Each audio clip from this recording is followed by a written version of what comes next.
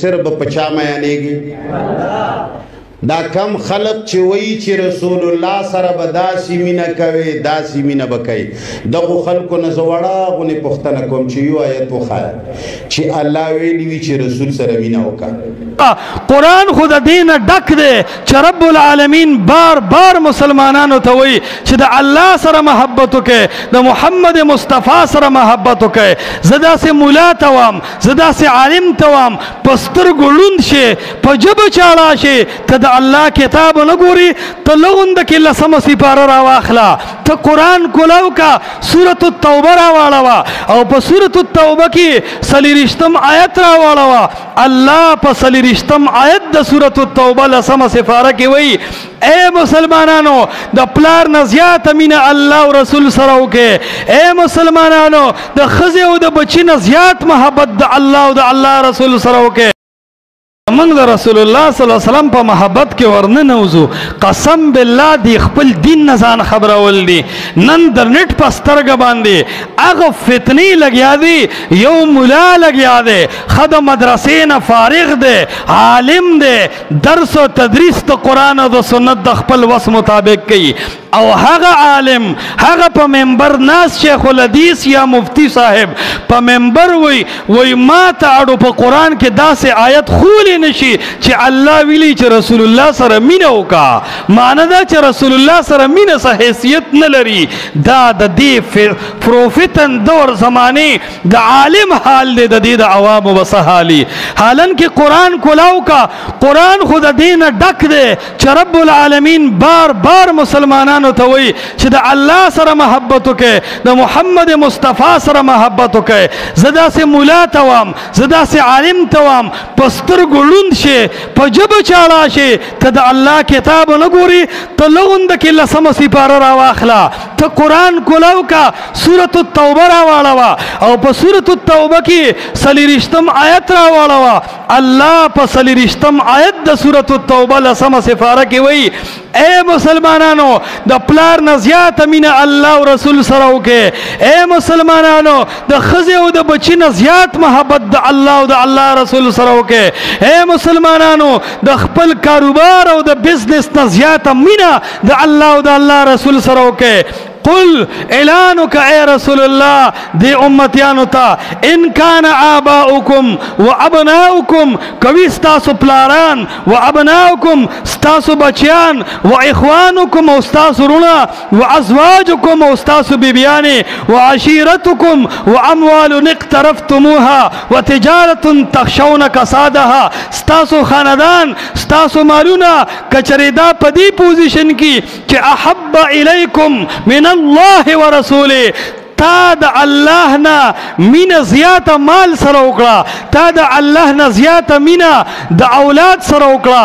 ورسوله یاد د خپل پیغمبر د مینې نه زیاته مینه ښځې او بیبي سره او لور او زوی سره وکړه فتربصوا الله وی بیا خو د الله د فیصلې او د عذاب انتظار وکړه معنی د آیت دا شوه چې که د الله او د رسول سره د مینې نه احب الیکم من الله ورسوله کتا ته د الله او د رسول د مینې نه ښځه او بچي ګران وي نو بیا خو د الله د فیصلې او د عذاب انتظار وکړه دوم اے منکرین حدیثو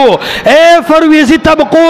دا د سورة التوبه آیت د هر منکر حدیث په مخ باندې سپېړه ده که د الله او د رسول محبت زړه ته نه ور دننه کوې که د رسول الله د حدیث تابعداري نه کوې که د رسول الله حدیث په عقل او په دې پلاستیکي مذهب باندې تلې او فورا نه تسلیمې نو د قرآن فتوا د فتربصوا حتی یأتی الله بامره د الله د عذاب په انتظار اوسئ اے پرویزیانو الله به دنیا کې هم تاسو ذلیله کوي او آخرت ستاسو د ذلت ځای دی ځکه تاسو د محمد مصطفی پسې خاندئ او د محمد مصطفی پسې مذاق داسې دی لکه رب العالمین پسې مذاق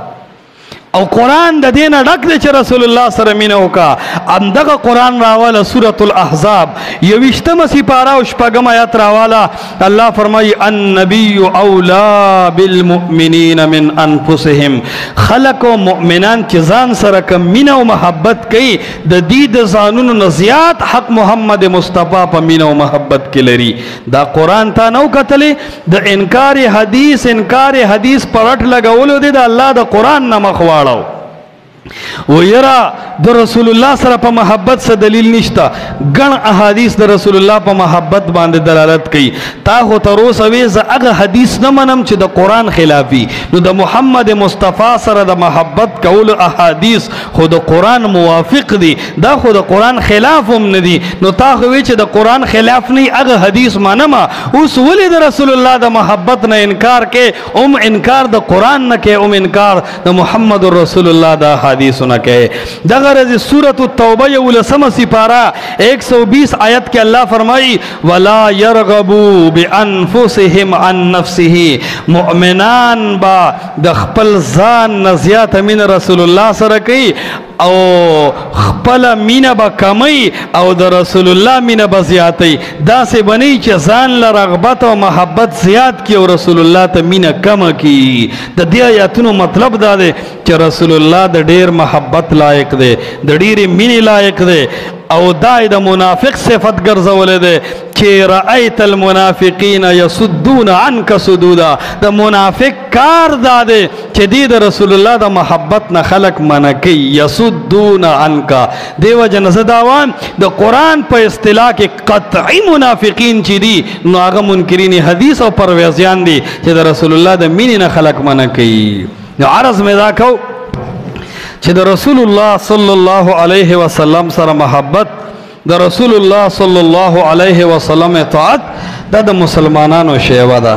دا د مسلمانانو حسن ده. د زړونو کې دا خبره وردن نکو چې بس دا زما فیصله ده چې زه به کله په اوجره کې به خلکو ته ښیم چې زه به رسول الله ماینم.